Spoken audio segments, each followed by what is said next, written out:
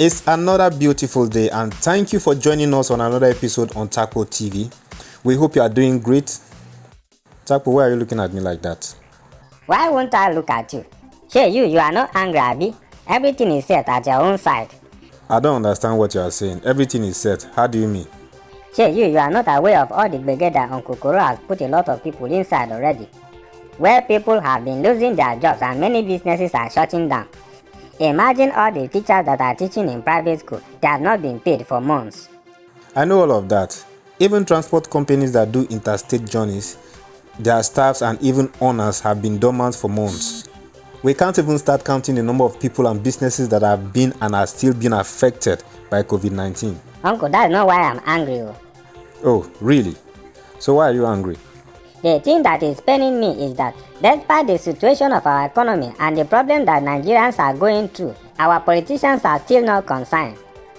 Please, I want somebody to help me to ask the politicians, which offense have we committed? Why are we slaves in our father's land, or is it motherland that I will call it? Anyone applies. Eh? I said whichever one is fine. How can these people be talking of renovating national assemblies when we have not? Takpo is National Assembly. You say? I said it's National Assembly, not National Assemblies. How is that one my business? How does that one concern me if it is assemblies or assembly?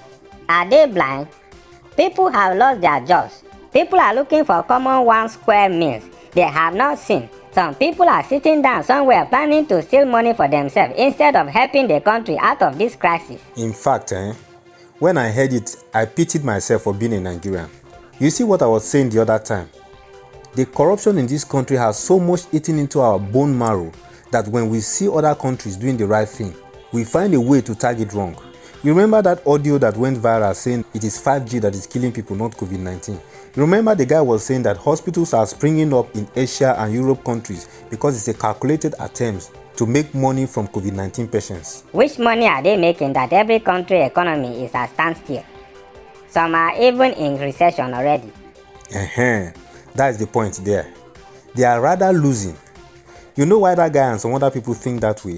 Because in our own part of the world, the government don't respond to any situation. So when we see other countries doing the right thing, we call it evil. There's a pandemic sweeping away lives in hundreds of thousands. What else can the government do than to enhance the health sector to tackle the issue? And where necessary, hospitals will need to be built to address the situation. No! Our own, instead of them to think of building hospitals and reviving the health sector, they are thinking of renovating national assemblies. Or is it assembly that they call it? What is the problem with this country? Why have we sunk this deep that we can't even move a centimeter in the right direction? Why? This is the time we are supposed to sit back and think, then go back to the drawing board to say how can we redeem our country? Their own drawing board is to draw plans to steal money.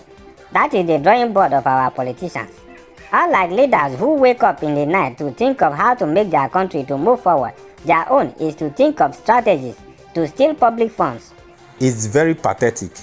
This is the time we are supposed to think of strategies to empower SMEs and revive our economy, because whether we like it or not, we are already in a recession, because even after COVID-19, things won't pick up that fast because a lot of things have shifted from how they used to be. So it will take a while to realign and position for the new life.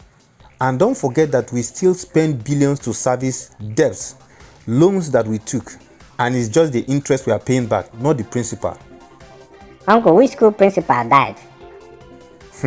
Takpo, I said debt, as in debtor. We in Nigeria is owing money that we borrowed to fund our budgets. Oh, okay. I thought it is that wicked principal that died. Like I was saying, despite the fact that we are owing and our sources of income, which is crude oil, is down. The last time I checked, dollar was $1 to 450 naira. Because we are not exporting anything as a country to generate revenue. Yet we are owing. And don't forget that the debt is in dollars, which means the amount we are using to service our loan has increased by 25%. Yes, naira was 360 to $1 before COVID-19. Now it's 450 naira to $1. That is 25% increment. So the best thing we ought to do now is to look inward and see how we can manage what we have properly. Uncle, this one is not managed, sir. The best thing is to cut down our excesses and unnecessary waste of national money. All these senators, House of Reps, governors, everybody, it is time for them to review their salaries and allowance and cut it by half.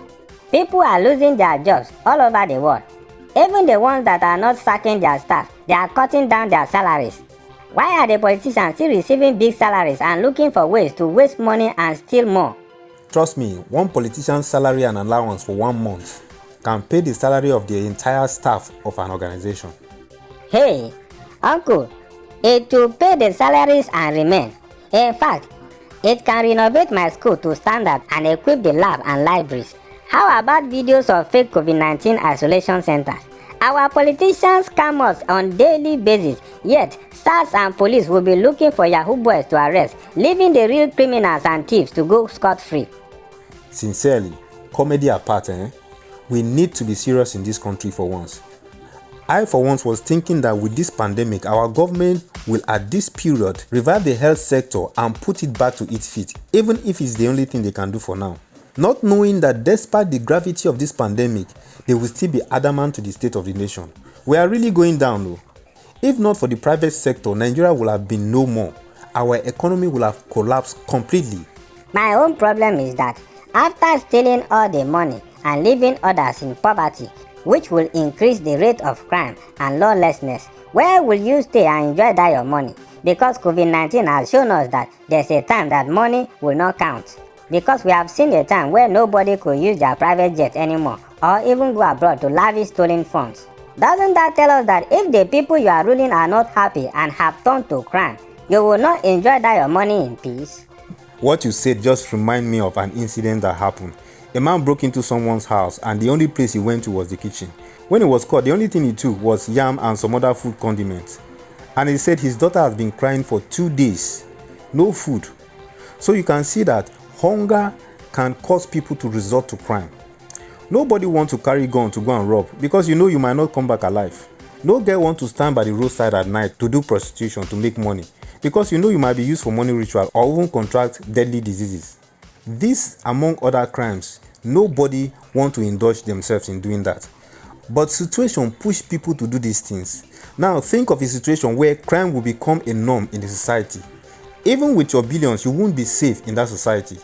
You may not be attacked directly because you have surrounded yourself with security men who are supposed to defend the citizens. But a stray bullet from fighting these crimes may hit you or your loved ones. You know, nothing used to concern them until it affect them. Kidnapping was going on normally and they kept silent. It was when they started to kidnap the politicians and their relatives that they now knew that they were not safe anymore. Then they now put a death sentence on kidnapping. Instead of you to find solution to the problem, you are finding protection for yourself. Yes, fighting crime is not by recruiting more policemen or army. To fight a crime, you have to go to the root of the cause of that crime in the first place and resolve it rather than trying to oppress the criminals. If you put 10 thieves in jail today, 100 more will arise tomorrow. If you have pains from appendix and the doctor give you painkiller, that won't solve the problem. The pain will relieve for a while, but it will come back later because what you need is a surgical operation to remove the appendix, not painkillers. This is how our leaders are solving problems in this country. Painkillers. You need to remove poverty and crime will disappear. Because as I have several things I'm doing and I have different sources of income. So there's no how someone will come and convince me to go and commit crime in order to make money. But if I had no job and I was hungry, anyone can convince me to go into crime to survive and I will succumb. What he is saying is that nobody commits crime as a hobby. Let our leaders rise up to their responsibility and stop looking for strategies to waste, embezzle and steal money for their personal use. Takpo, stealing and embezzling is the same thing. What makes it the same thing? So you are English professor, Abi? Or I should call you English